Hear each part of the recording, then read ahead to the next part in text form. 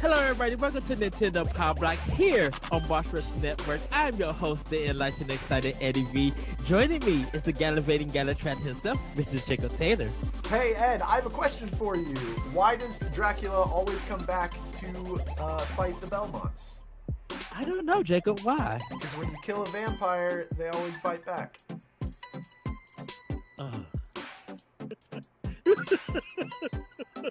Oh, good googly boogly.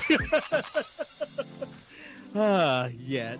Also joining us is the Gunner Hunter himself, the PC Master Race, host of Crossroads on his channel Exodus 803, and on Tuesdays at 7 p.m., 8 p.m. I'm about to say 7 a.m. Ooh, good googly boogly. Not that early.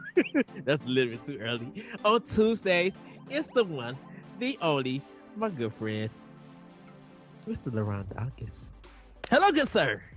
Hello, everyone. And no, I am not going to lead into my segment with a dad joke. I'm sorry. The dad jokes are great, though. I love them. You know what? Even though I'm old enough to be a dad, I don't know any dad jokes. And I can't come up with them on the fly. And I think that's the magic of a dad joke. Yeah. Well, I didn't come up that on the fly, but I did come up with it while I was showering right before the podcast. So kind of. Nice. But of course, hey everybody out there. As I always say, what's popping? Yes. How was everybody's weekend? LeRon, how was your weekend? My weekend was kind of I'm not gonna say lazy, but it was really low key and laid back. I did have a work project that I had to do over the weekend for people who don't know, like my day job is IT and stuff like that, so I had to actually repair, not repair, but I basically had to rebuild Windows on a client's computer and have it back to them first thing in the morning on Monday. So that was actually I've gotten so good at that I can have the operating system back on there, fully optimized, put all their programs and stuff on there, sync all their data and all that stuff. I can do that in less than the span of one day. So it doesn't take the whole weekend for me to do it. I just procrastinate and wait until the last damn minute on Sundays to do it. And then, but beyond that, I live not too far from a nature park here where I live at in Virginia called the Sandy Bottom Nature Park. And my boyfriend and I actually we did a 4-mile trek of that yesterday evening, which was fun. Actually, I did 5 miles because I actually walked from my house to the nature park, and that was about 1.6 miles. And then we did another 3 miles in there. Nice. Of running. No. Okay. Oh no, I don't trail run. Oh no. Just casually walking, enjoying the world around you. Yeah. That's I don't trail run. No. Trail running and me do not. I'll run, but I'm not going to run on trails. The terrain is just too much. I don't have that runner's gift where they know how to control their footfalls and make sure their ankle never rolls and all that crap. And plus, I'm always staring at the ground looking for tree roots sticking up. I don't trail run. No. Okay. That's awesome. Jacob, how was your weekend? My weekend was a lot of fun. Becca was here this past 3 weeks. She actually left on Sunday, so that was a little sad. Aww. But on Saturday we went out and just kind of had a blast. We had breakfast at Taco Bell because she loves Taco Bell breakfast. And then we went shopping at a bunch of different old school game stores and just nerdy card stores and things like that. We also went to a Pokemon store that had a bunch of Pokemon plushes, and I was gonna buy an Entei plush because I have a lot of Raichu and Mew plushes because those are my two favorite Pokemon, but I need to collect more. I need to collect some more Pokemon plushes. So I was going to buy an Entei one because it was a smaller Entei plush. And it was surrounded by all of these other plushes that were $20-$25, which is a decent price for especially a Pokemon plushie that's already licensed and really expensive. But I asked the guy to pull it out of the case that it was in with all the other ones. And he was like, oh, well, just so you know, that one's $50. It was this size. It was barely the size of my hand, and he was like, "It's $50," and so I had to turn that down. But Oh. other than that, it's been okay. Like I said, it was a little sad because Becca had to drive back to Tennessee on Sunday. But it's been okay for the most part. But what about you, Ed? How was your weekend? Outside of working and dealing with the craziness of that whole googly woogly, uh, I actually was listening to Janet Jackson's "The Velvet Rope" on Hmm. my walk, and man, it's still such a classic album. It's still like a no skip album, and just listening to it, I'm like, man, I remember hearing this album in high school because I got it for my birth. I got it when it came out, um, and I just remember just listening to that CD over and over again. So listening to it on the weekend, I was just like, yeah. And then uh, just listening to some chill hop on Switch with the headphones, like I didn't like. I think I told LeRon this. I keep talking about the Bluetooth audio on Switch and these Sony headphones. Man, it's the best $130 I invested in. Nice. Like it's so crystal clear, and it kind of got me thinking, and that's gonna be playing a part in Doc mode, that I cannot wait to hear the smug on Metroid Dread. Dude, I Like know. I got to hear the sound, and this is the one thing that I wish Nintendo and Sony were still together about. Because Sony did their sound chip for the Super Nintendo. Just think if they were still in business, what Sony could do for Switch with their sound chip. So many people have flubbed on partnerships with Sony. Hmm. Like Nintendo screwed up, of course, and then Sega screwed up twice after that. Yeah, Sega had two opportunities, and I can't remember all the details, but the current Sega of America heads two different ones, so two different console cycles, was Yeah. like, hey, Sony's looking for a partner. We should think about this. And Sega of Japan was just like, nah, we're doing our own thing and stuff like that. Sega, there could have been a PlayStation, there could have been a Sega PlayStation system at some point, like it would have happened between the Saturn and the I want to say the Saturn and Dreamcast. That was Oh their yeah. last chance. Could it have That been was their called? last Yeah. chance. Could it have And been of called the course, Dream Station? the Dream Station, that would have been cool.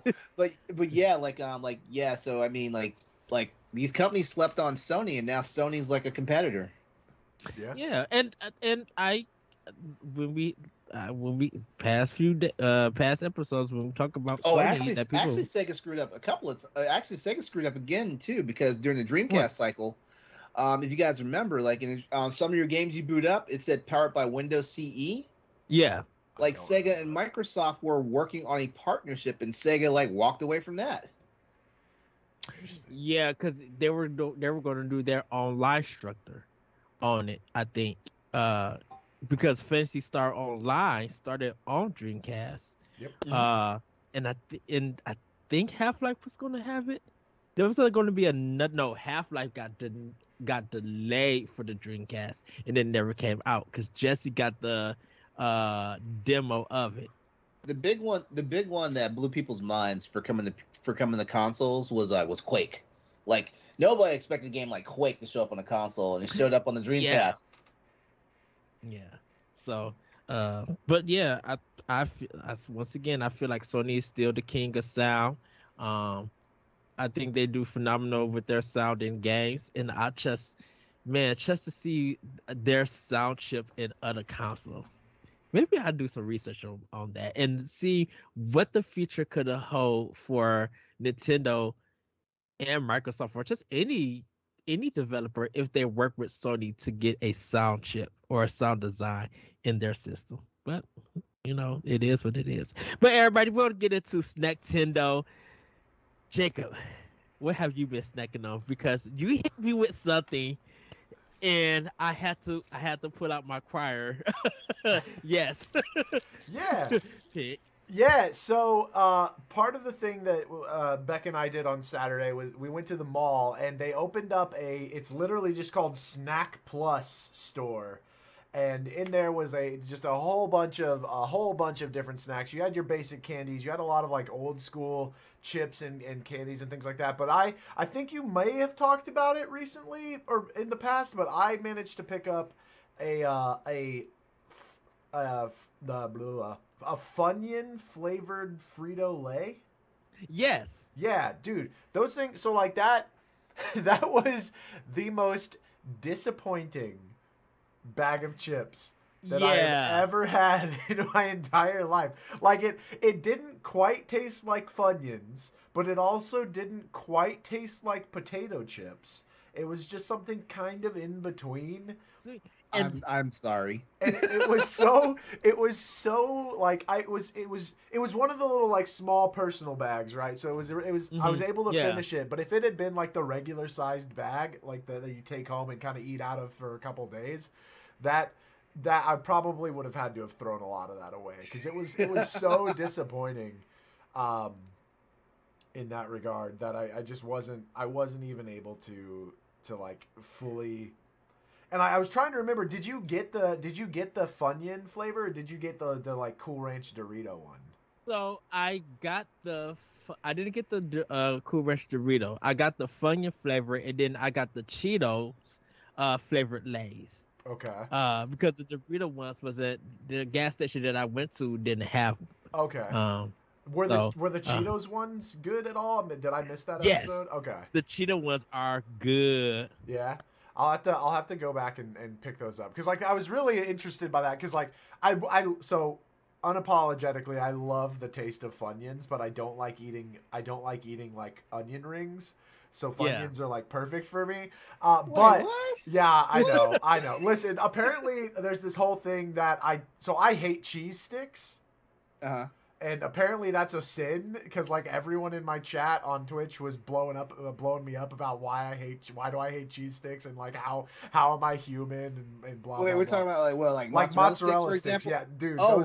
Those things like man. even the thought of them makes me want to vomit. They sound so gross. It's so gross. I can't stand the like weirdly partially melted cheese with fried around it. It's weird.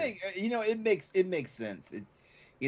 Some people just don't like that consistency on the inside. Like it's like one or the other, not both. That's too much. Yeah. For some people, it's the texture of it for some reason. The inside texture or the outside texture? Because some people just don't like crispy stuff.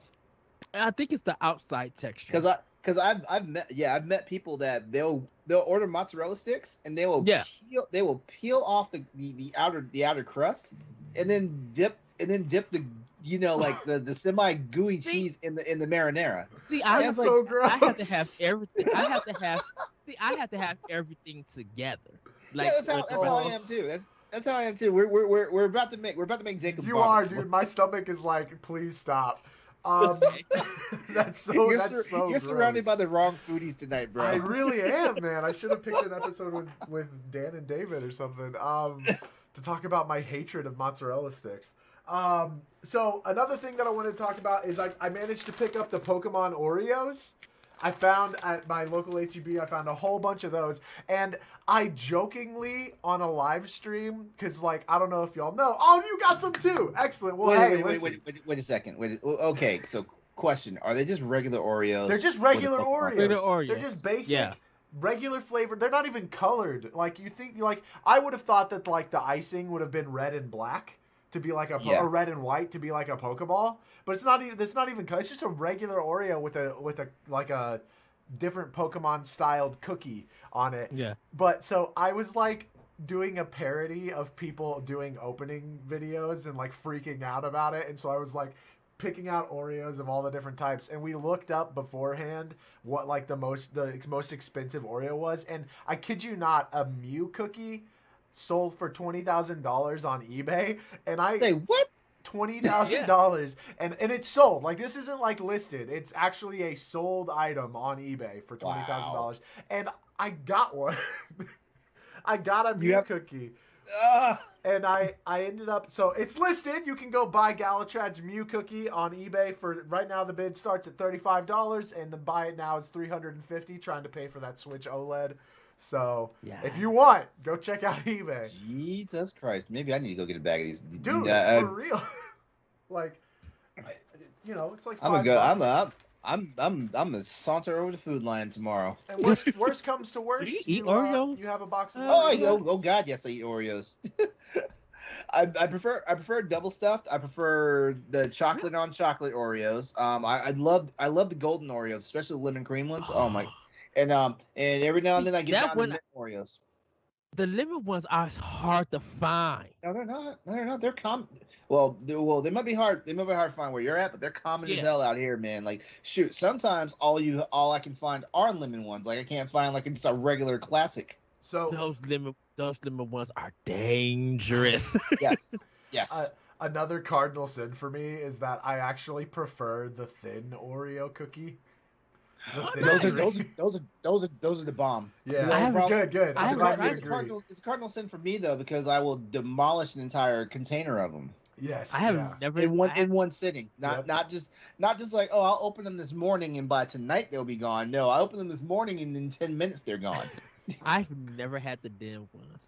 Oh, you missing out. Yeah, they're good. You're missing out. There was a rare one. But I don't believe that it ever came to the States, because I remember seeing this when I was traveling when I was in the military. Mm. They had the freaking Oreos, the classic Oreos, but it had like the York peppermint patty, like filling. Oh, that sounds delicious. Yes. Yeah. That's like I only saw it overseas. Why did that sound familiar?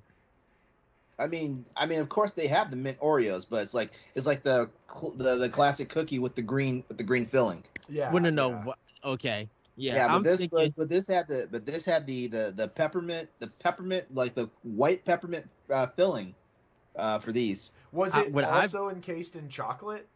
Like that? No, it wasn't encased in chocolate. It was just the two chocolate cookies, and then sandwiching the cream. Yeah. Okay. Man, that makes me think of the Hershey's cookie and mint candy bars. Oh yeah. That's so about the closest. That's about the closest you can get to it, I guess. I miss those so much. Those was the bomb, babe. I'm sorry. Is that all, Jacob? Yeah, that's it for me. I also, like I said, or I don't know if I said it, but Becca and I had some really delicious sushi. You can check it out on my Twitter. We had sushi and apple and white peach sake, which was it was delicious. Sounds amazing. Yeah, it was so good. It was hard not to. Wait, was it apple sake and white peach sake, or was it apple sake in one container and white peach sake in another? Mixing them apparently wasn't good, but the apple sake was it was gorgeous. Oh yeah, I bet. I need someone to ride with me so I could drink some sake, because I don't want to drive after drinking sake. Wait. You won't get super even tipsy off of sake if you drink it, especially with a group. Yeah, if you have if you guys have one container of sake, and if there's more than two of you, like, you guys are gonna be fine, Because the I don't know if you know, Ed, but sake is typically served in like these little tiny shot cups. Yes. Even though you sip it, you don't shot it. So you take your time with it. It's just like kind of palate cleansing. It is one of my goals, dreams, to have sake, like to have like some sushi and some good sake, and just like. You've never had sake before? No, I never have. Okay. Just so you know, you're not going to fall off your behind drunk. Like, you're not. No. I mean, you'd have to have like 4 or 5 containers of sake to get lit like that. If you're ever in Austin, Ed, let me know. I'll take you to Ichiban, and we can go sit we can sit on the ground, take our shoes off, dine on some delicious sushi, sake, and noodles and such. So, ramen. I'll just be in the car. Jacob taking pictures of me knocked out because the eye just kicked in. The eye just on. Yep, the food coma. So LeRon, what have you been snacking on? I've only brought one thing to this go round, and it is Rainbow Twizzlers. Rainbow Twizzlers. Okay. Hold on a minute. Are those the single packs? Yes, they are. Where did you find them? Just Wally World. I didn't know. Okay, this is how I discovered them. Was going to a client's office to like basically do some updates and stuff on their PCs and stuff like that. And they this particular office knows I have a sweet tooth. So they were like, hey, we got something for you to try. And I was like, what am I trying? And they're like, we know you like Twizzlers. I was like, yes, I like Twizzlers. So I'm sitting there thinking, it's gonna be one of those crazy flavors, like because they turned me on to the creamsicle flavored Twizzlers. Which if you like Orange Crush or like you will love this because they actually have a filling in them. Yeah, I talked about it on Pow Block on Nintendo. But yeah, they're like okay, so there's a reach in here, and they wouldn't show me that it was like a container of Rainbow Twizzlers because like if you look at the container, like they showed me this side where like there's no label and they were hiding the actual label that says the Rainbow Twizzlers, right? So I reached in and I was like, oh, there's colors, so I grabbed one and it happened to be a blue raspberry one, and I was like, okay, so not only are these Rainbow Twizzlers though, these are candy straws, so technically you can stick them in drinks and they won't melt down by the time you finish drinking your drink and stuff like that because they're straws. But these things are the freaking bomb. Like they're strawberry, orange, lemonade, watermelon, blue raspberry, and grape. And I can't decide if I like the grape or the blue raspberry better. I can't decide. But all I know is this is the first container of candy that I can't eat in like one day. Like it takes me a while to get through this thing, because and it says on the packaging there's 105 twists in there. I'm gonna have to go to Wally World tomorrow and get some. I didn't know they did the containers for them. Yep.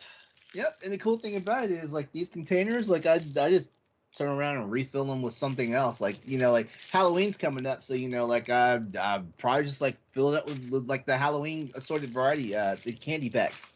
These containers are oh yeah. But that's my thing is I'm opening a blue raspberry Twizzler right now. You guys are gonna see me munching on the rest of the show tonight.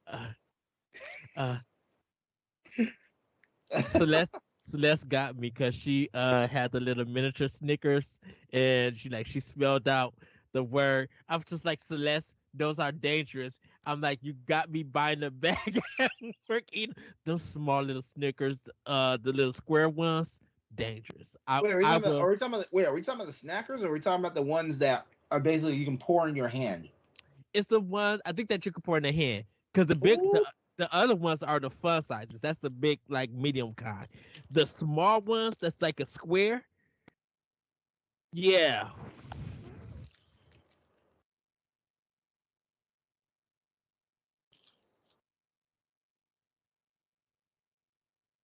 Yeah. I have control issues when it comes to Snickers. I have.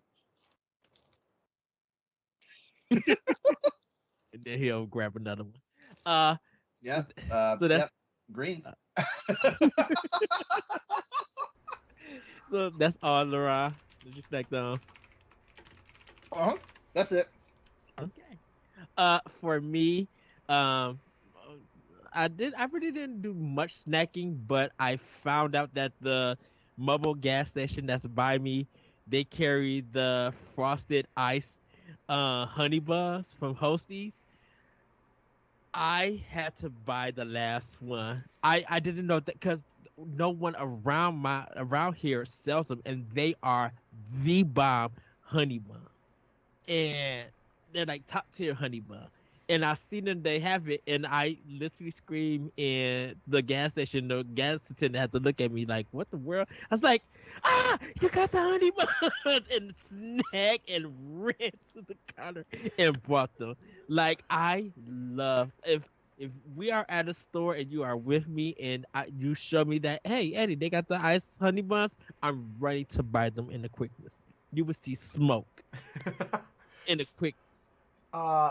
So Ed, where I live, the town that I live in, we had, I think, I'm not sure if it's still in production, but we had a honey buns factory where they made them, packaged them for shipping. And we have a lot of honey buns products in our stores around us. So I think they might still be running. I'll try to see if I can get some from there for you. Send you a box. Well, I know up until recently, like we had a like up in Yorktown, which is Where I live, Yorktown is like a 5-minute drive from me. Like, so on that 5-minute drive, there used to be a Hostess store where they just brought all the stuff in. Well, that sucker's gone now. Yeah, we have one 10 minutes from my house, in another city that was too far. And when Hostess closed down the first time before they came back, that store they were they got rid of their whole Hostess. Like everything was 90% and it was gone within hours. I'm like, oh. But now I have the Pepperidge Farm store, which I need to go there Saturday. No, Friday. I need to go. Because I need to see what new Pepperidge Farm cookies and stuff that they got. Um, Everything. But everybody, that has been Snacktendo. Thank you, LeRon. Thank you, Jacob, for giving us some snacks. And now it's time for Game Fact Events. And I am presenting you guys with the Game Fact Events. And since it's October, I thought I'd bring a little bit spookiness to it. And of course, it's kind of like one of my favorite enemies that I just love. It's Boo. And he was originally known as Boo Deadlies, and later Boo Buddies. And they are the common ghost enemies in the Mario franchise that first appeared in Super Mario Bros. 3. They are a type of white spherical ghost with menacing and normally open mouths. They are known for their large tongues and small arms of some sort. However, the most distinctive characteristics of the Boos is their shy personality, where they cover their face when someone looks directly at them. They will uncover their faces once the subject turns around. And reason why I brought Boo up, he has appeared in 111 games in the Mario universe. On top of him appearing in Minecraft, Monopoly Gamer, and The Legend of Zelda Link's Awakening. He appeared in Captain Toad, Treasure Tractor, and Mario Sports, but 111 games in total he has appeared in. I was just like, wow. Now, the Boo Diddley, it was a pun off the late rock star Bo Diddley. However, future games refer to them only as Boos.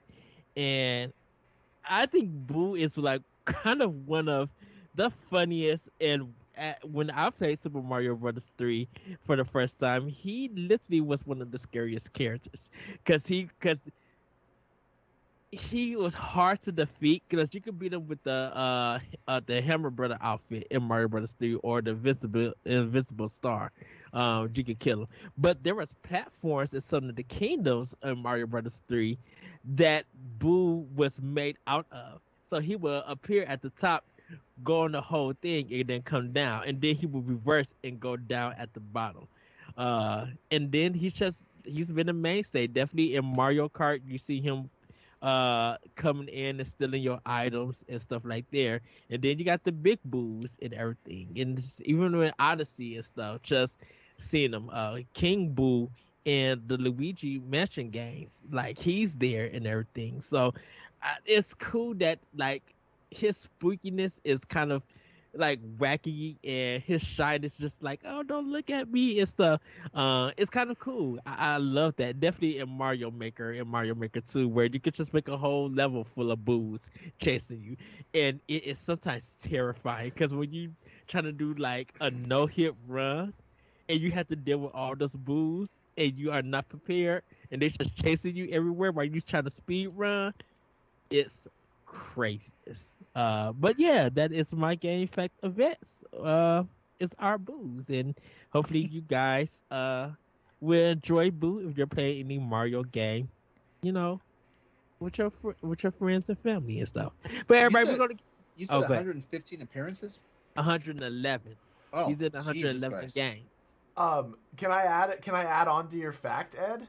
Yes, go ahead. So, did you know that Boo was actually inspired by the co-creator of Super Mario Bros. 3, Takashi Tezuka's wife? No. Yeah, so apparently she was a very shy person. Like, she was very quiet and, like, inner focused, but then had according to Takashi Tezuka, had a very, like, aggressive personality when she got mad.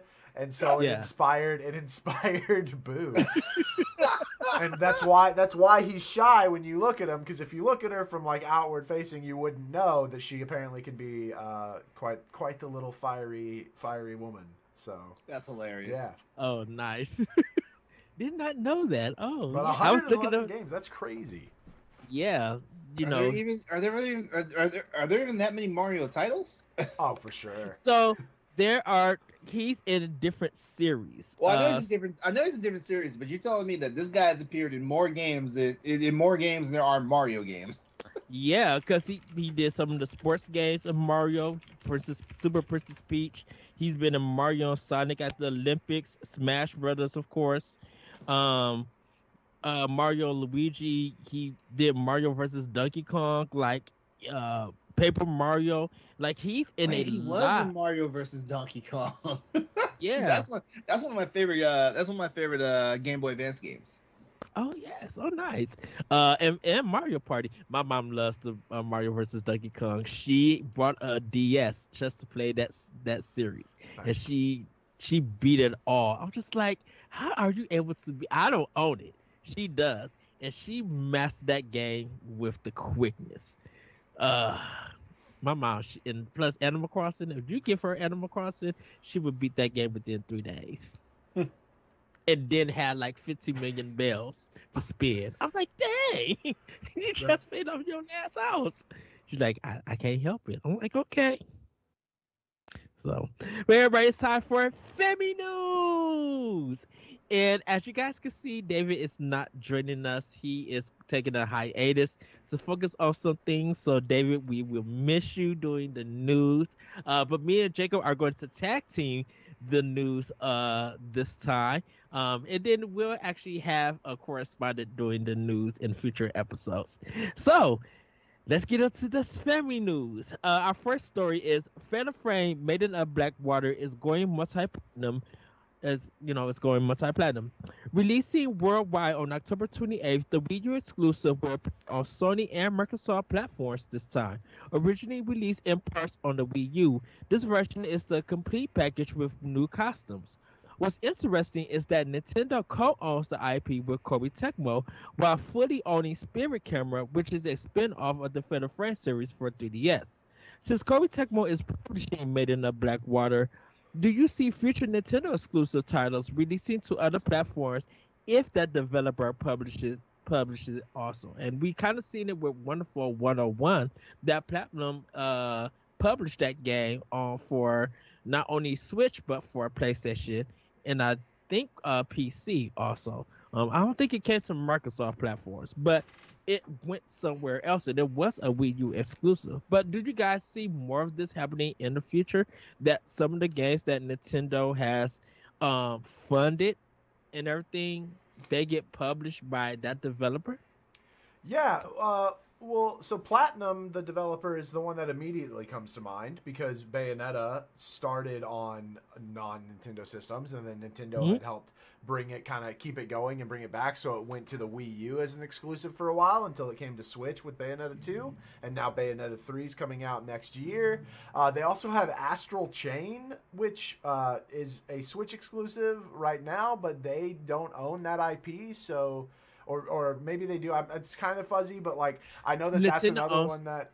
Yeah, so Nintendo fully owns Astral Chain. Okay, they do own that IP. Okay, yes. So maybe that's one that they're not going to be able to bring over. But yeah, Platinum Games is definitely the first company that comes to mind for being able to do something like this. I do wonder if Nintendo sees any of the profits from that, if they get any of that back, since they are co-owners of the IP. I believe they do because they own 40% of the IP. Okay. So I believe any sale that they get, they would get some part of it. And plus, you won't see Nintendo's name on the box. You would literally see Koei Tecmo's for it. LeRon, what are your thoughts? I do see more stuff like this happening in the future. We live in a very interesting time here with gaming now and stuff like that. A lot of companies now are trying to figure out and I want to say the pandemic started it, but a lot of companies are trying to figure out how they can stretch or get more of their dollar and stuff like that. And so if a company if Nintendo's the original publisher or something, and the dev team are like, hey, we're also getting some distribution rights here and stuff like that. I definitely see more companies like doing this, and it being more of a thing that's going to happen. I mean, we've got games that we never thought we'd see them on different platforms. I know this is a gimme. Like MLB The Show, for example, is on Xbox right now, but that was also part of a partnership with that Sony had with the Major League Baseball Players Association and stuff like that. But still, there was a time when people were like, "Oh, hell freeze over for a PlayStation game shows up on Xbox," or "Hell freeze over for an Xbox game shows up on Nintendo or Sony," stuff like that. And look what's happening. Like the ecosystem is getting more diverse, and I think also one of the things that helped out with that is companies now are taking development and porting to the PC a little more seriously, and they're seeing the potential of what happens when certain games come to certain places. Like Capcom realized it full well when Devil May Cry and Monster Hunter got PC releases. They're like, wow, like we took a game that sold 5 million units, and now we've sold 18 million units, and stuff like that. So companies are starting to realize and embrace the power of crossover potential. The games aren't. I doubt games are gonna have day and date, same day one releases on different platforms, stuff like that. But yeah, if you got games in your back library that you feel need a fair shake and stuff like that, yeah, definitely. I see more companies doing it. And Octopath Traveler is definitely another one, because Nintendo published that game for Switch, where Square Enix did the development, and then it came out to all the other platforms where Square published it. And so I don't think it's on PlayStation yet. It's not on PlayStation yet. Yeah. Which is weird. I thought they would get it. Because I would expect that I because if it's on PC and it's on Xbox, why haven't Sony got it? Well, PC was the first place it released at. Yeah. The first place outside of was it Nintendo? Yeah, it was Nintendo and PC first, and it's on Stadia and Xbox right now. No. So it was on Nintendo for a whole year. It didn't PC. Xbox got it. Yeah. Well, I wonder if that was always going to be a timed exclusive if it did come out a year after, because there are a lot of those games that start as a timed exclusive. Yeah. Yeah, I also think, well, I mean, okay, we're going to use Square Enix as an example right now. Square is kind of they've seen which side the grass is greener on and stuff like that. Especially after Final Fantasy VII took off after they broke ties with Nintendo for the most part, with the main part of the Final Fantasy series. So I think Square Enix in this situation realized that we can make we can't cut off our revenue source. So we give it to Nintendo first because, based on, if you look at a game like Octopath Traveler, there's no doubt this is a game that should be on a Nintendo system, but it also has enough flexibility to show up somewhere else, things like that. So, and I honestly think that's what a lot of these companies do nowadays when we have these, I'm going to call them stealth limited releases, because we'll see advertisement and we will swear up and down, oh, this is only going to be exclusive on the system, and then a year later, hell, some games are 7 months later showing up somewhere else now. Look at that turnaround time the Medium took. Yeah, and the Medium is a weird one because I didn't know that it was coming to PlayStation. I had no idea it was coming to PlayStation. I knew there was going to be a full on PC release because Game Pass for PC had it. I knew it was going to be a full on PC release, but I thought it was going to stay in the Microsoft ecosystem for a long time, and then like I said, 7-8 months later, we're getting announcements that it's coming to PlayStation, the PlayStation 5, and just another Switch was Oddworld. Oddworld showed up, on other platforms like in 9 months, stuff like that. So Yeah. I think COVID is I think COVID is meddling with a lot of this stuff because I feel like traditional like time releases would still been there, like the 1 or 2 year time exclusives, but COVID's messed around with things, and also we're gonna see like a boom in digital shipment too, in digital sales too, because right now commerce is being affected by stuff like shipping lanes are being hindered and hurt and stuff like that, that Amtrak derailment.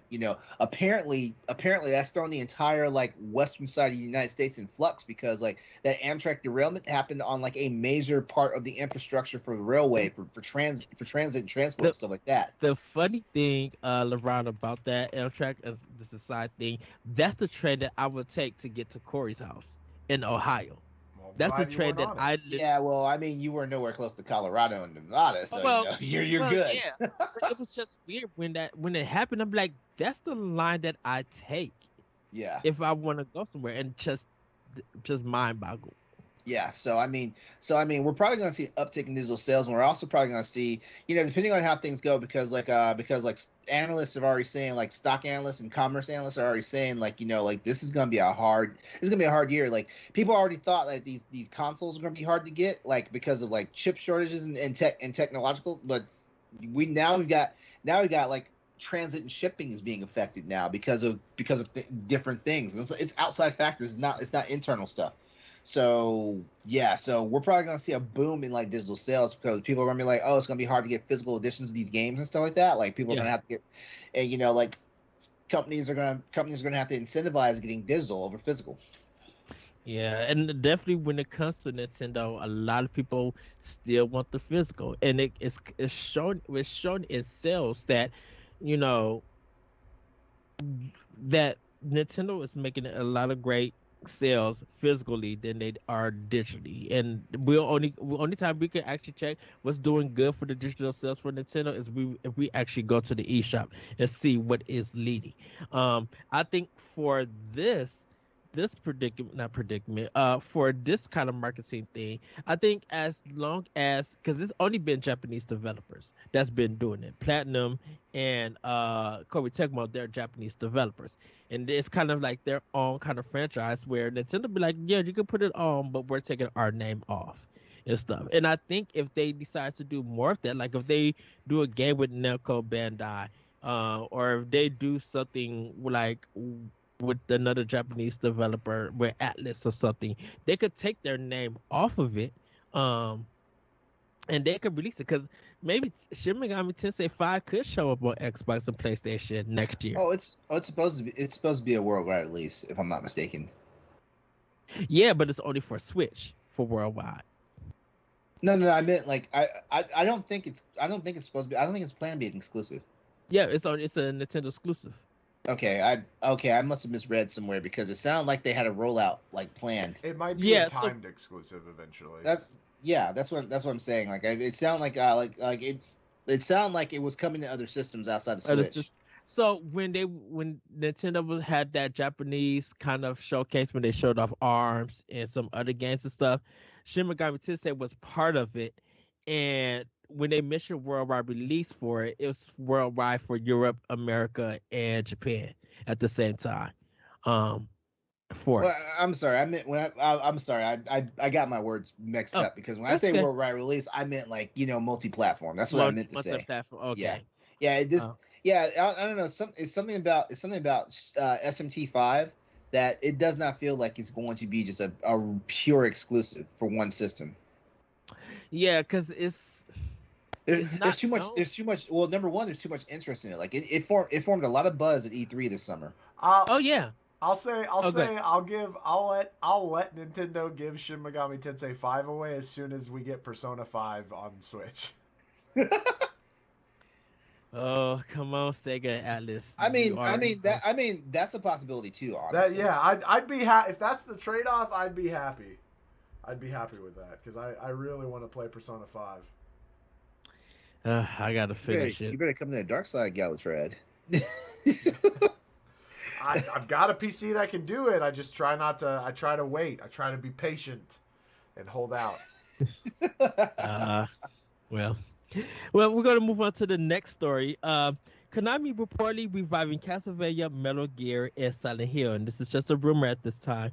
With the success of Castlevania Advanced Collection, it seems Konami may be bringing some of their well-known franchises back to the gaming world. How did you guys feel about this? I'm all for it. For sure. I'm all for it. We need to see a resurgence. These are three of Konami's like hallmark like franchises here. I mean, yeah, there's a few others that we can think about. Gradius, Contra, you know, but these are three of their hallmarks, and these are three of the ones like I mean, we've got generations of kids and stuff that their first systems was PlayStations or GameCubes and stuff like that. They remember these games and stuff like that. So we're looking at if this is true and it gets realized, we're looking at a wave of profitability for Konami. As long as they don't screw it up, as long as they don't screw it up, they should be fine. I mean, because like we've seen a lot of missteps from Konami. We have. But at the same time, like when Konami does something right, they do it right. So yeah, like I will definitely love to see them pull Metal Gear out of limbo. I would definitely love to see them pull Silent Hill out of its purgatory. Castlevania has been that one that still kind of keeps going, and it actually, like the pulse of Castlevania has been kind of, it's been steady. It's not like it's dying on the vine or anything. So like Castlevania for sure, I'm pretty sure like Konami has a plan for that. But Metal Gear Solid. Well, Metal Gear Solid. They say Metal Gear Solid, but they might just drop the Solid and just go back to them, just make the entire Metal Gear universe and whatnot, things like that. Silent Hill's been begging for like a decent outing and stuff like that. So I'm all for it. Like I want to see, and I'll say this because there's a lot of gamers out there. Like I know this is the Nintendo show. A lot of gamers are upset about Silent Hill PT. PT Silent Hills and stuff like that. You gotta let that go. You gotta let that go. Like things happen for a reason. I mean, shoot, Hideo Kojima is on to often better things now. Like you gotta let that go. So yeah, don't murder the messenger, that being Konami, just because like the message you got was sour. Yes. Jacob, what are your thoughts? How do you feel about this? Yeah, so that article goes on to talk about how the same person who leaked it says that, or not leaked it, rumored it, says that that the development team behind those remasters are wanting to do a reimagining of each series. So I do hope that they stick to that. I personally love the game Castlevania Harmony of Despair on the Xbox 360 and PlayStation 3. It was a multiplayer Castlevania game that you were all running through the level at the same time, working together to defeat the bosses, or the boss at the end of the level. And it played a lot like kind of a mixture of Symphony of the Night meets the original Castlevania style. And I'd love for them to make a new multiplayer game, because I put several hundred hours into that game just farming through the same bosses, because you were hoping for that great loot drop, and that's always fun. And then I was actually just talking about this, that I wish that they would, this isn't Konami, but I wish that they would bring back just a full-on stealth tactical, making sure to even like going as far as to hiding the bodies that you kill, Splinter Cell, where you're like trying to get into a base and like steal information. And I could see them going that route with Metal Gear Solid, because with Metal Gear Solid 5 there was a lot of extra stealth parts in it that you could do an entire mission totally stealth based. And so I could see them taking that route and creating a very good stealth based gameplay, or stealth based game with the Metal Gear series. As for Silent Hill, I've never really played a whole lot of them, so I don't have any sort of nostalgia to talk on them. Okay. Well, I know me and David talked about this. I think he was with us too, Jacob, on a previous Pow Block, because we were talking about the indie showcase, and it was just like how Konami is working with these indie developers to revive some of their old IPs. And so I could see them touching each of these series. Now, Silent Hill is going to be like a difficult one, because you kind of wonder who is going to do it. Everybody thought it was is it Blooper Team? I don't know. The people who did Medium. Blooper Team did Medium, yeah. Okay, So everybody thought they were doing it, but they're doing Layers of Fear. Yeah, they've got their new project they're working on right now.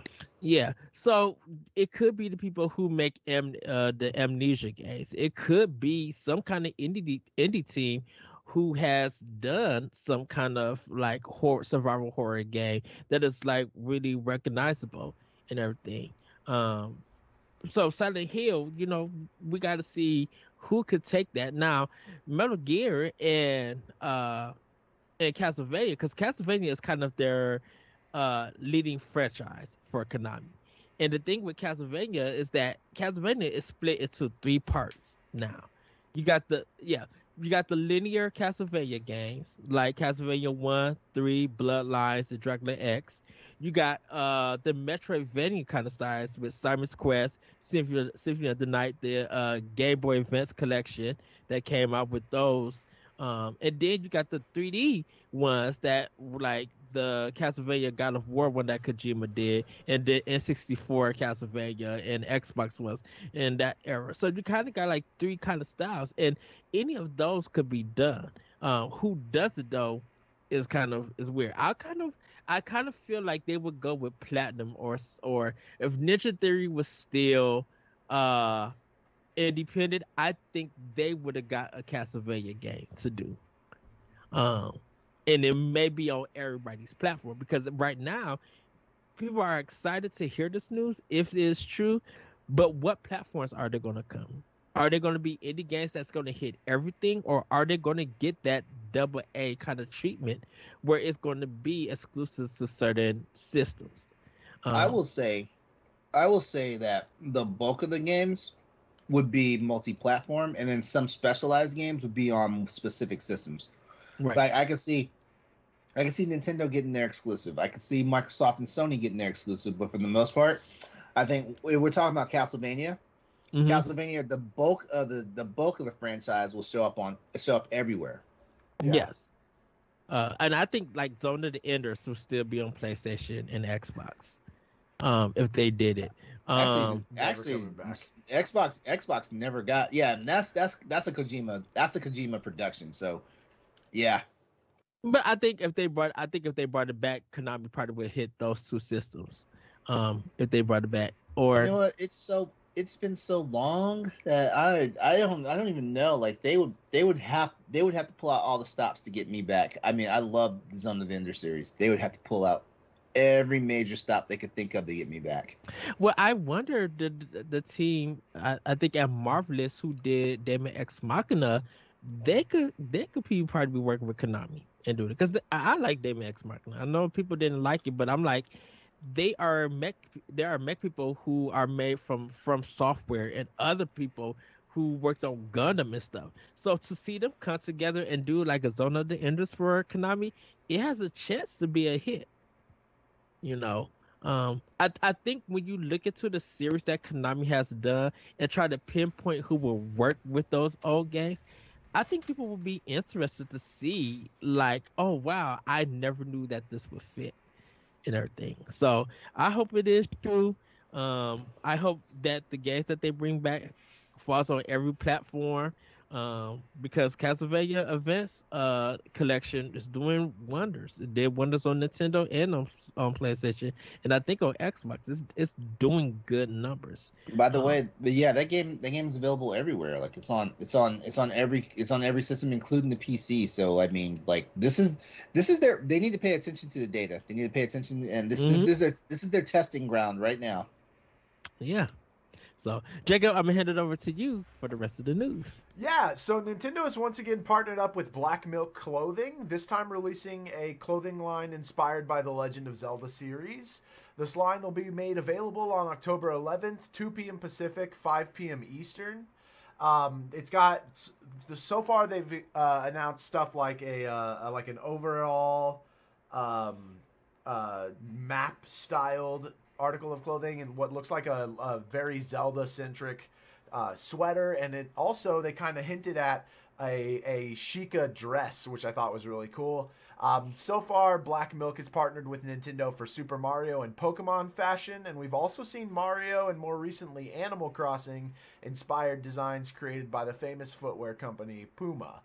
So I wanted to ask y'all: are there any series that you wish would get a like very professional looking clothing line to it? Because like you get a lot of cred, or you get a lot of T-shirts and stuff that have just slapped on logos and things like that. But like something that was more inspired by a series versus just like I said, just something slapped onto a pair of pants or a T-shirt. Oh, I already have my answer ready. Yeah, what would that be? Go ahead, LeRon. Metroid. Yeah. So like Metroid.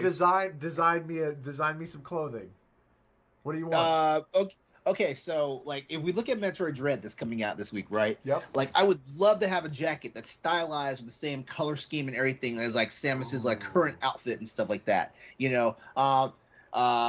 I can legit see that being pulled off because when I first saw like the trailer for Metroid Dread, I was like, what is this outfit she's wearing? But more and more as I've seen it in action and stuff, I was like, this is pretty sleek and stuff like that. Like so I can legit see like a nice like a faux leather like material jacket and stuff but it's got that maroon, it's got that I guess that's like an aqua colored blue, and of course the silver white highlights and stuff like that. Man, like they could really pull that off. Yeah, that would be awesome. Yeah, like put a little bit of flair and pizzazz into it, right? Like Sam's been affiliated with so many different organizations throughout her history in Metroid and stuff like that. She's worked with the Space Corps. She's a bounty hunter, of course.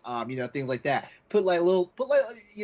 Make it look like a military jacket, stuff like that. So like have like decals and logos and stuff on that. Of course have like her S in the ball logo. For sure. Can I add on to that, LeRon? Her blue bodysuit could be a workout outfit. Oh yeah, exactly. Like the zero suit, the zero suit outfit. Yeah, some like biker shorts and a nice fitted tank top. Yeah, I'm comfortable in my masculinity. I'll get the freaking zero suit leggings. Oh, dude, for sure. If I wasn't so like just large, I would absolutely rock a pair of the like full body zero suit. That thing is so iconic. Yeah. Yeah. For me, Professor Layton, I would do because of his stylish British nature. I love dressing up. I love getting into dress pants and a nice shirt and tie and a nice coat. Man, Professor Layton always looks on point, and it just looks like something about him, regardless of the top hat and stuff, something about him, he just has the style that appears to me so professionally. So when I go places, when people see me, the style makes it look like I'm rich.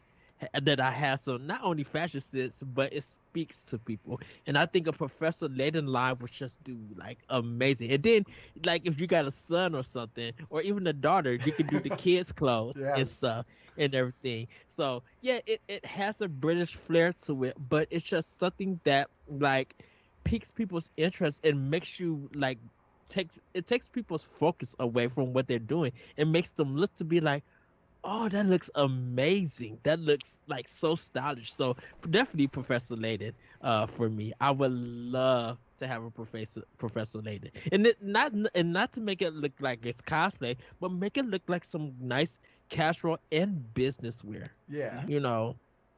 Oh, dude, that's so cool. And it's funny because like I'm the exact opposite of you. If I could rock PJ pants for every day, if I didn't have to go to a job that would like required me to dress up, I would be in PJ pants all the time. So I want a Kirby inspired pair of like fluffy pink PJ pants that have a red cuff to match his shoes at the bottom so that it like billows out and then cuffs back at the ankle.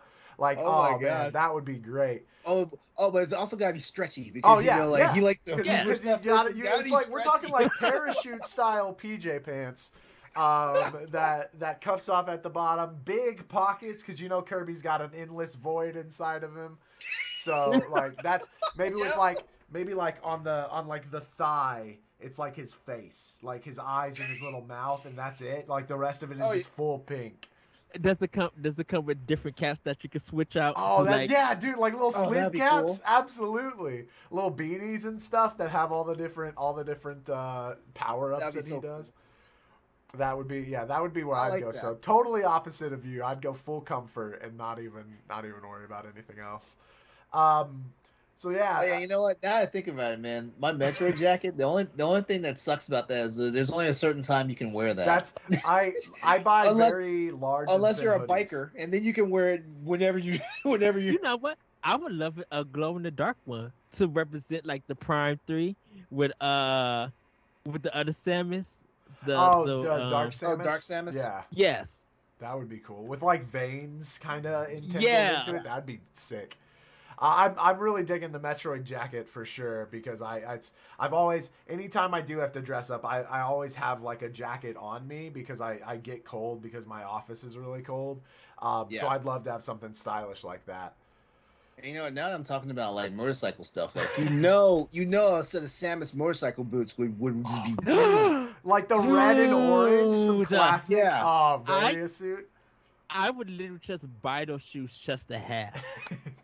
You'd have to rock like combat style boots basically on your. Oh yeah. So good. They'd have to be heavy duty because I mean, come on, like look at the miles Samus puts in them games. They'd have to be heavy duty for sure. Steel toed, absolutely. Oh yeah, absolutely. I mean, like you gonna curb stomp somebody with those? You know I am. Yep. Better get it right together. And so the Masahiro Sakurai has taken to Twitter to encourage everyone to tune in to the last Sakurai Presents DLC Fighter announcement, saying, and I quote, "Whether you're a Smash Bros. Player or simply love games, make sure to tune in."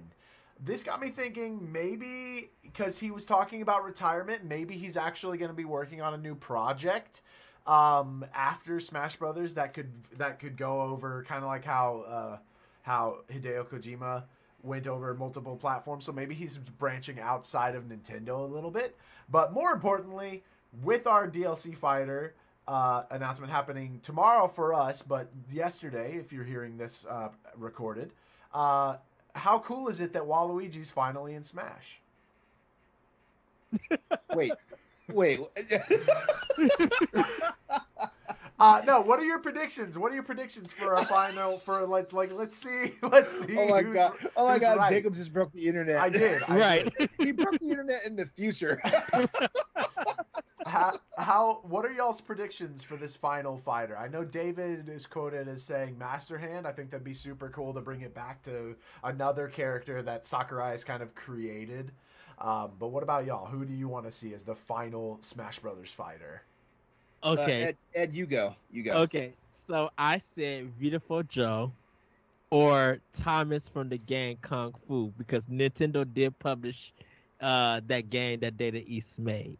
So, and he's the one that it had 5 levels that he had to save Sylvia. So I'm just like, I think those two are possible. They're wacky enough, but I think like, because we don't have no Data East characters in Smash. So I think like someone like Karnov could actually come there and stuff because he was in a fighting game by Data East called Fighter's History. And he had his own game. So maybe that. Maybe. You got one, LeRon? You want me to go ahead and go? You go ahead and go. Okay. I'm formulating one right now. Sure. You go ahead and go. Sure. So I'm leaning heavily on this theory of him actually announcing a new project, and I'd like to see a new, totally unseen character, totally brand new to gaming from a brand new IP that he will then announce that he is working on bringing to Switch, PlayStation, Microsoft, wherever, PC, wherever. And have that be like his like send-off to the Smash Brothers series, saying, "This is what I'm now going to be working on, but guess what? You get the first look at him or her in Smash Brothers coming out whenever the character releases." And I'd like for him to just wow everybody and create something that no one could have ever guessed because it's something that Sakurai has created brand new for himself for a new project that he's working on. Okay, you know what? That's cool as hell. I like that. Thank you. I like that.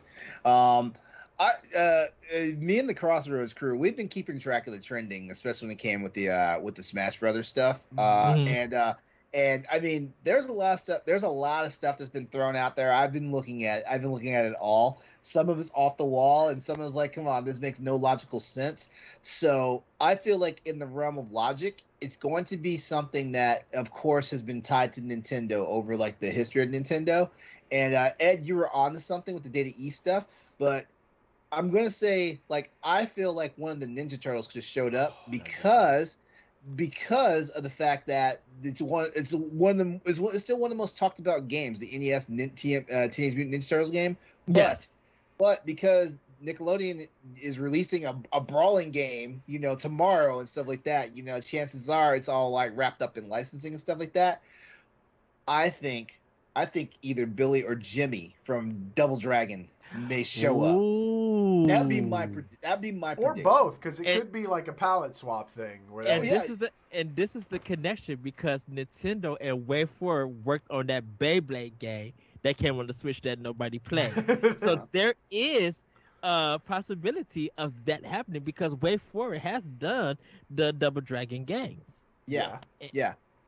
So I mean, that's my prediction. I've always felt like in this vein, like it's always going to be something that is a call.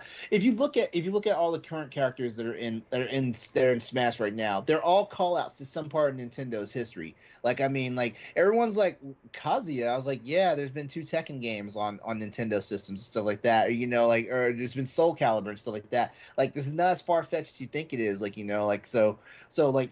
Logically speaking, I'm thinking that it's going to be something that's tied to Nintendo's history and stuff like that. But Galutrad, you might be onto something with Sakurai, like just throwing a complete curveball and being like, "Hey, brand new original character that you'll play in like 5 or 6 years when my next game comes out." Yeah, and this is the thing about it, is that Sakurai and Bandai Namco have only worked with Japanese developers for their DLC. Not one of them are American besides Steve from Minecraft. Yeah, he's the only American developed character in the game, because of, once again, Nintendo worked with Microsoft. Yeah. Mm-hmm. All right. Well, that's I think that's gonna do it for our family news there, Ed.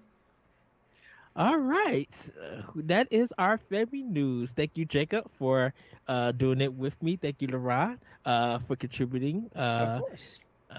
So we're going to get into our doc mode. It's October, everyone, and this Friday, Metroid Dread will finally be available. With Nintendo's Bluetooth audio live and so many spooky games available to Switch, do you think that Switch is the best place to experience the mysterious and haunting titles that are available and coming to the console? Should people visit Luigi's Mansion 3 for less spookiness and more wacky fun? So Elite Black Agents, let's get into it. So we are talking about horror games on Switch, and kind of like survival horror in a sense, and why do we think that the Nintendo Switch is a good place or not a good place for it? I kind of want to start with you, LeRon, because you have some experience with some horror games. And real quick, Ed, I did want to shout out Frankenstein Gaming in the Twitch chat. Come see us live, twitch.tv/BossRush Network. Trying to say the website, bossrush.net. He pointed out that Rare is technically a UK company. So Banjo-Kazooie might be another one of those that would be outside of the Japanese focus. Yes. So I just wanted to point that out, since he did offer that up in our live chat. So go ahead, take it away, LeRon. Oh, okay. Yes, I do. When it comes, you see, I feel like Nintendo is still a versatile, like especially the Switch. Nintendo is still a versatile, like property, to where like for any game can work on the Nintendo Switch, and I'm not even talking about like as in terms of hardware power and stuff like that. Yeah, like it's up to the developers. It's up to like how like they want to publish the games and things like that. There's no reason why like survival horror or any type of horror type game can't work on the Switch. I mean, like, look, we have games like Limbo, for example, that's on there. Which kind of threw me. I didn't think Limbo would be coming to the Switch, but Mhm. then when I did look up, Limbo was on the Switch, and I was like, wait, what? Stuff like that. But also looking at Metroid Dread, for example, like I mean, I didn't realize, but I guess I should have realized. Metroid is kind of always like Metroid is my number one like Nintendo property. Like it is. I never really understood the correlation for why that is, but then I remember maybe you that I was talking to, Ed. Like no, it was David. It was David. That David was the one that brought out the fact that you probably like Metroid so much because you love the Alien movie franchise. Mhm. Yeah. And I was like, you know what? That's it. Like Metroid didn't start off as like a scary / horror game, but like they've gotten more suspenseful as time has come about. Like and like it was fully realized when Metroid Fusion happened, stuff like that. You actually had one of those. Honestly, like Metroid Fusion felt like freaking, like the first Alien. It was like spamming the can, like you're in there by yourself, and there's something hunting you, and all this stuff and things like that. So yeah, like I feel like Nintendo is still versatile enough that it can handle the stuff and things like that. So, the technology's gotten good to the point where where like the ambiance of like the sound effects and all that stuff is there and things like that. And I don't typically play with headphones with my Switch. Like I have a home surround system my Switch is hooked up to, stuff like that. So I get that effect, with the 7.1 surround system. Did you connect it to the Bluetooth? Did it work Yeah, for you? yeah. It worked. Okay. It worked for me just fine. I actually played around with it with Fire Emblem, as well as some Monster Hunter Rise just for a little bit. Oh, I wondered that Yeah. one has to sound crazy. I can't. Like on Monster Roars with Bluetooth earbuds. No. No. especially Kizu and that ear piercing roar that he has. But yeah, Nintendo's already got the pedigree for scary and spooky games and stuff like that, So yeah, there's no reason just to discount them or throw them out, They can, in this case, they can keep up with the big boys, Alien Isolation is on Switch in Exactly. And if they would have added HD Rumble to that game, it would have been a whole another level of fear in that. What about you, Jacob? Thank you go ahead. thank you for mentioning it again. Like God, you just had to trigger me. That was my October play last year. Like no, no. Hold on, you know what? Spoiler alert for anybody who's listening out there. There was never just one xenomorph. I didn't know there was never just one xenomorph. All right, Jake. That's why it was always someplace that you didn't expect it to be at. Jacob, what did you think?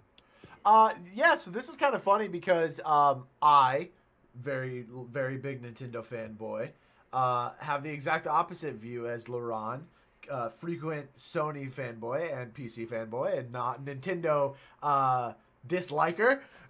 Not totally, but I'm sorry, I'm a flawed individual. You are. The fact that you don't give all of your heart and soul to Nintendo just makes you less of a human being, frankly. I mean, I do it when there's a Monster Hunter game. That's true. No, we love you, LeRon. But yeah, we do. We love you. I'm just pulling you.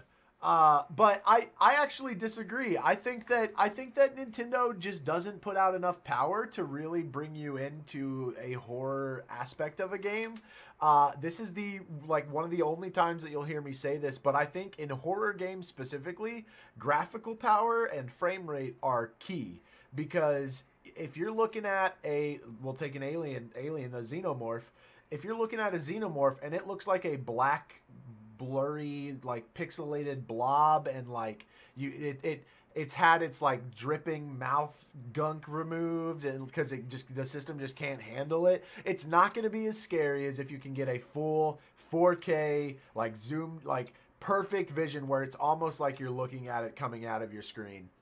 And so I think that while games on Nintendo can offer you a kind of a spooky vibe and a more horror experience, I think the best horror experiences are going to be found elsewhere, where systems can have more power to really push out the that graphical aspect of it, because the imagination can run wild for sure, but it is limited still in its aspect to turn pixels into something that's really going to scare you.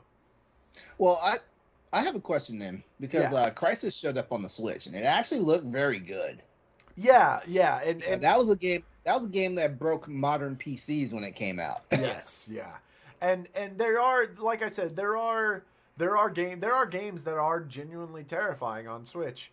But I think if you're like really wanting to dig in and find just like the horror of the most horrible of the horror games out there, I think you have to go, probably PC would be your best bet, especially because PC allows for like more indie titles versus the more mainstream horror, and indies can get a lot more graphic and like deep into freaking you out than a typical AAA title can, just because they have to kind of hold themselves to a little bit more standard, since they've got publishers to deal with as well.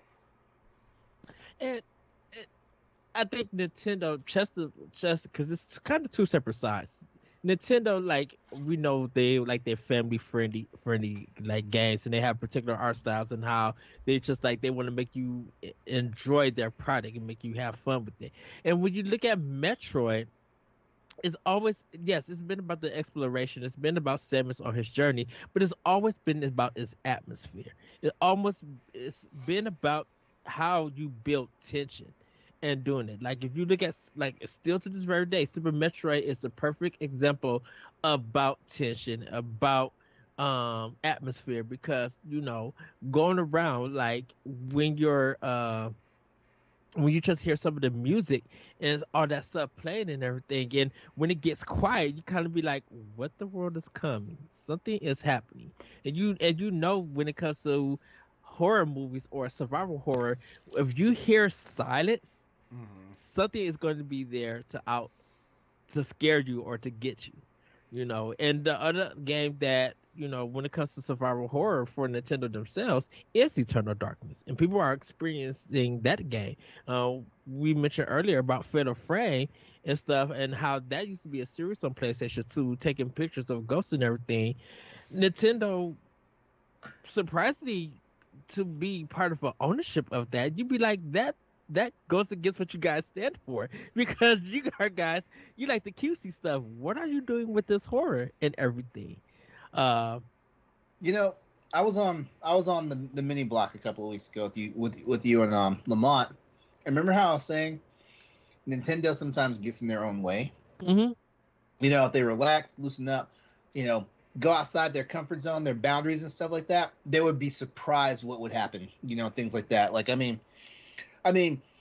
Alien Isolation sales on the Switch were actually very impressive. As a matter of fact, I think there was a curiosity factor, because, like, this is coming off the heels of, I think the Control Cloud version had just come out, like, right before Alien Isolation came out. Yeah, people were curious about that. People were curious about, like, the Witcher 3 Wild Hunt and stuff like that. So a lot of curiosity buys happened, and then, like, we actually saw the reviews come out on Metacritic and stuff like that, and it actually scored decently well. I mean, it wasn't like an 80+ score, but it was good, yeah, stuff like that. Like, they get out of their comfort zone, sky's the limit. I will keep saying it, and I will also say, because I said this on Pow Block before, Nintendo is the #1 video game company in the world. Like, when they realize that, and they realize they have the wherewithal to do whatever they want, they could be even more phenomenal. That's, yeah. I will agree with you there, LeRon, in that if Nintendo ever decides to, like, say, all right, we're gonna stop playing catch up with the big boys, and we're gonna put out a as powerful system as we can that works perfectly for third parties, and just offer the exact same thing that they're offering plus their Nintendo charm, it's gonna be a real tough sell for those other companies. Like, exactly. They're going to have to become a Nintendo style company where they rely on their first parties and really put in the effort like Sony's been doing lately into those first party titles. And I think like Nintendo allowing indies to bring that horror stuff to them, it picks people's interest because they'll look and be like, "Oh, this is on Switch. Oh, this looks kind of interesting. I'll give this one a try." Capcom brought the whole, pretty much brought the whole Resident Evil series to Switch, and besides Seven in the Village, it's kind of amazing that they're giving Nintendo this chance to be like, we want this game to be on your platform because we know what it did for Sony, um, and we want to recapture that magic on your platform. For people who maybe not own a Xbox or a PlayStation, or who don't do PC gaming or mobile gaming. Here it is on this platform that you could take it on the go, so you could continue your process. Um, but maybe the atmosphere is spooky, that you are a security guard and you got your Switch at the desk. Maybe you start hearing some creaky stuff. When we seen last year at E3 how Capcom would had the girl and the guy going to the spooky house to let you know that 4, 5, and 6 were on Switch. Like, they know that they could put that spookiness in that survival horror game out there. And with indies getting very creative and stuff, um, it lets people know that we got different ways to experience horror games on this console and everything. And now, if you can't deal with horror, that's why I brought up, Luigi's Mansion, because it is kind of wacky. And I think when you add a comedic value to something that's scary, you may get kids, or you may get people who can't really play horror games to actually enjoy something that is deemed to be scary, but yet it has a comical effect to it. So it's kind of lighthearted in a sense. Yep. Yeah, no, for So sure. I think there is a place for those, for games like Luigi's Mansion, stuff like Animal Crossing, where they have the whole Halloween event with Jack, the czar of Halloween. That's a much more cutesy Halloween flavor that people can get into, and I think it's cool that they offer something for everybody. yeah, and like Costume Quest Hmm. is a good one. Yeah. You Oh yeah. know, Which is like another great indie title out there.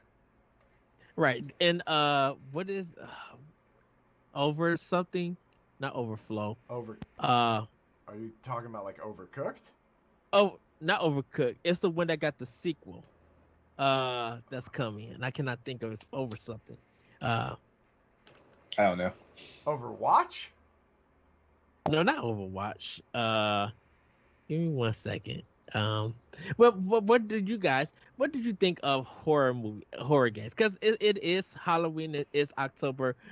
Why do you think everybody wants to play a horror game just this month? Because it actually happened with Zombie U when it came out on Wii U.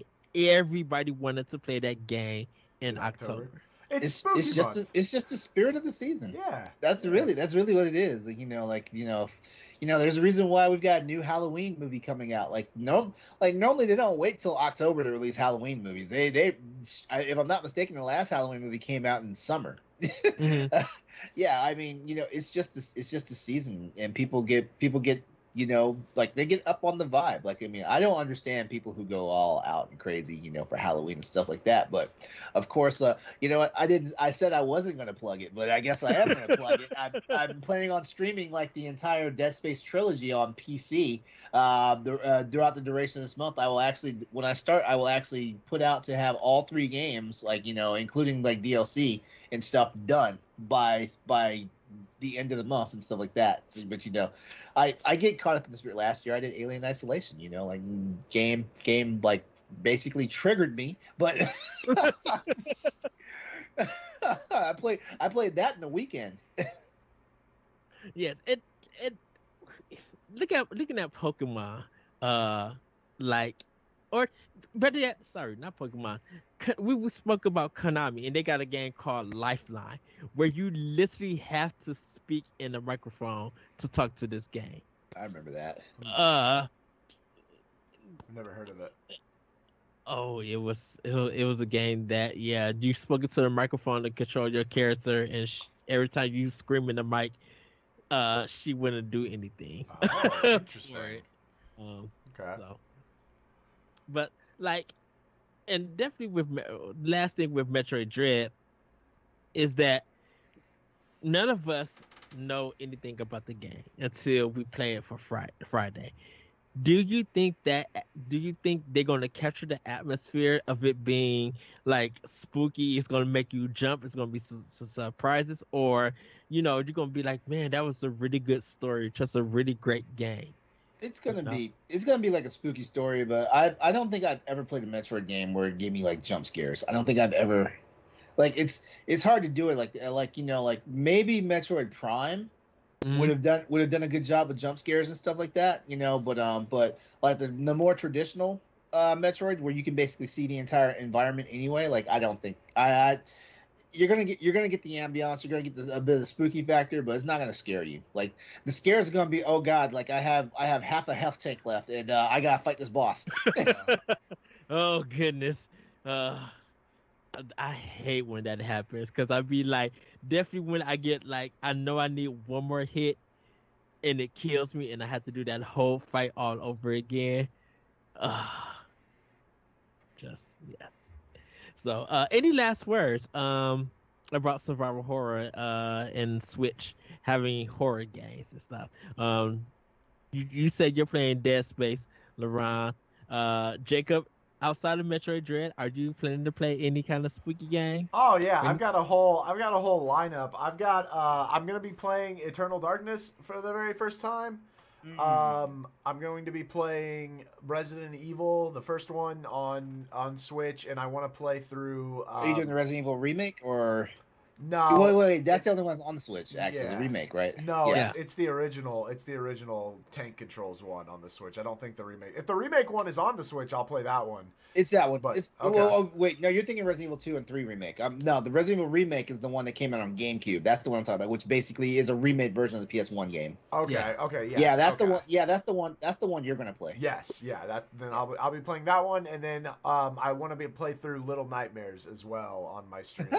So it's all kicking off with Metroid Dread coming out Friday. So it'll be a fun spooky year for me, or spooky month for me. For me, I'm going to be playing the Dead Space games, 1, 2, and 3. I am going to be playing a game. I think it's called Scapegoat. It's a horror walking sim. Celeste wants me to play that. It deals with a cult, so I am interested in playing that. I'll probably be playing Resident Evil 5 with David. I'm trying to get him to play that with me so we could blow some zombies away. And yeah, I think that's gonna be my horror stuff. And I think I'm gonna jump back into Luigi's Mansion 3 because I need to finish that game. Yeah, I need to beat that game too, actually. Toad driving that car, that school bus is still the most funniest thing. But everybody, that has been our dark mode. Now it's time for playing with power. Jacob, what have you been playing with power? Yeah. So I've mostly been playing Pokemon because I've been shiny hunting for a Galarian Slowpoke. I'm on day 10 of shiny hunting and 3,520 something encounters, and still no shiny Slowpoke for me. So, which is almost triple over odds, because odds with the shiny charm are 1 in every 1,365. So I'm getting to the point where I'm like, okay, come on, you can. I know you're slow, but you can show up anytime now, please. Thank you. And then I've also been I played, like I said last, I played through Ultra Age, still working on my review for that. I have a lot of thoughts on that. And then coming up this week, before Metroid Dread comes out, I'm going to be playing Space Otter Charlie, which is very much in my wheelhouse because Galutrad the Otter Knight, and it's about a little otter platforming in space. So that'll be fun. Nice. LeRon, what have you been playing with power? I made a terrible mistake this last month because I was not planning on buying any games. I just wanted to have like a complete like rest period before Metroid came out. And then forgot that Kena Bridge of Spirits came out on PS5. So wound up getting that. And I've been playing that for a little while, but then it kind of broke my promise made and stuff. I wasn't gonna buy any games, right? Screwed around, got Tales of Arise. Playing that, and I'm actually enjoying that. Like, but right now, Kana has like a priority. But I also messed around, and I was like, you know what? This game's like $30. I got ActRaiser as well, ActRaiser Renaissance, and man, it's just as it's just as fun as I remember it. And then like the new added stuff is making it interesting, so like, I'm not getting bored of it real easily. And I've got two more that, but I'm not going to really talk about them in detail. If you we've been talking about Metal Gear Solid, stuff like that.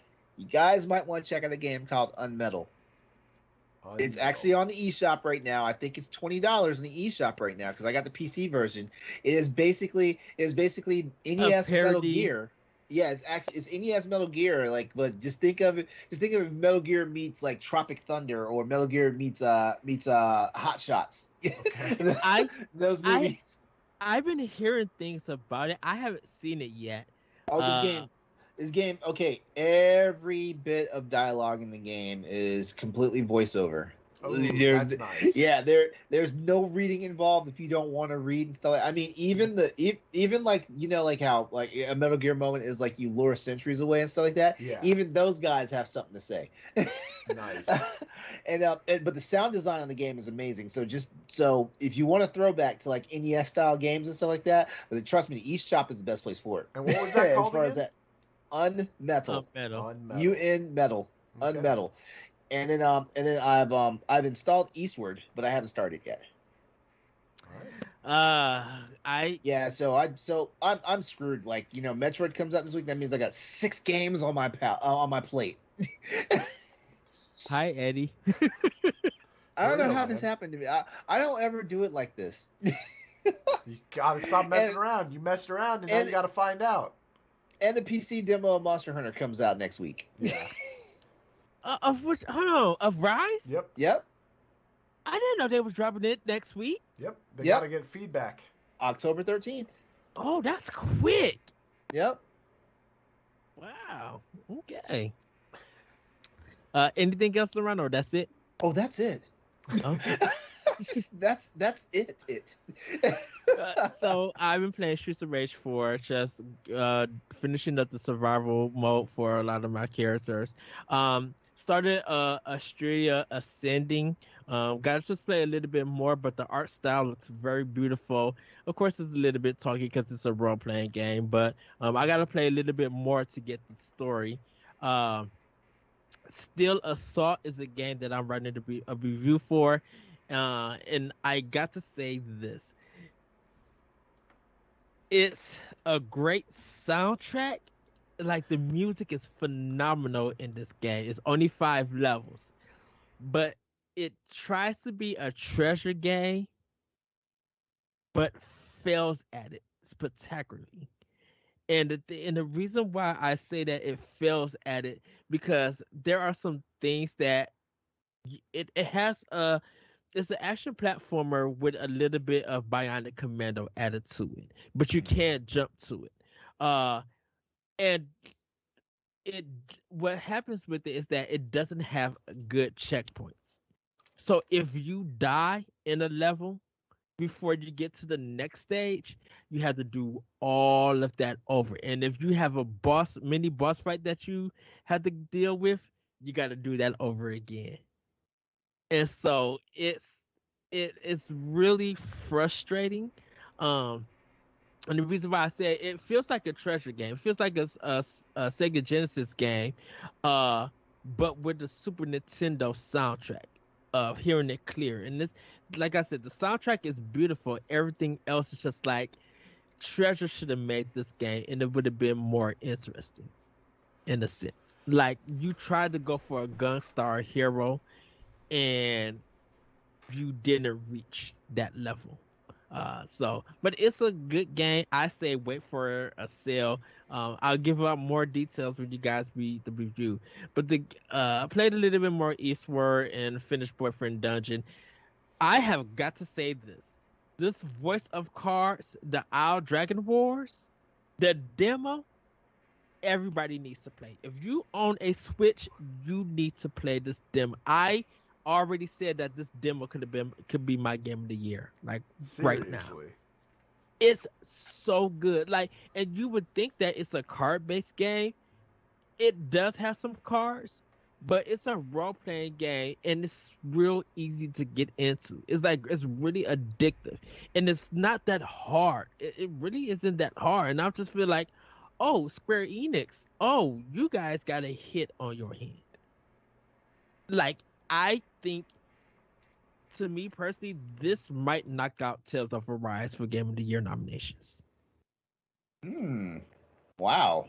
Because, yeah, Tales of Arise is actually impressing me. Like, it takes a lot to sell me on a JRPG. So yeah, but like the soundtrack, the voice, the soundtrack. I'm so mad there's no physical version for this. I literally went to Square Enix website and they're not promoting it at all. Like, you can't even find it on their store, on an American store. So I gotta buy it digitally. I sat back, and like I said, hearing on my headphones, I was just like, I want this game now. And like when it drops, because I'm like, I'll be done with Metroid. When it drops, that'll probably be the only game that I fully play to the end before I get to the rest of everything else. Like, this game is addictive and so good. And the last demo I have really been impressed by was the Monster Hunter Rise demo. So I man, and I can't play no more because I finished the whole demo. I did everything, so it's like sitting on my Switch until the full game comes out. And see, this is why I never played the Project Triangle demo. You know what? Because I didn't want that drama in my life. Like, like playing that demo, beating it, and then having to wait till March of next year. That demo's been out for like a hot minute. Right, and that's the kind of thing I didn't want. I did with Monster Hunter Stories too. I didn't want to play the demo until the game came out. Oh, there was plenty of time, and what and I don't think people realize all you had to do was like not accept the last mission. You could have continued playing the game all the way through until the game came out. The demo, I mean. But I wanted to play it hot and fresh. I mean, I'm not saying anything bad about it. I'm just saying. It's the weirdest part about that is that you downloaded the demo. Yeah, right, yeah. Like, I understand not wanting to play the demo because you wanted to play it hot and fresh, but the weirdest part is that you downloaded the demo. Okay, the demo took up a chunk of like SD card space too. It wasn't like it was just like an itty bitty portion of the game. Like it was the full first chapter of the game. I wanted to have it as backup in case anything happens.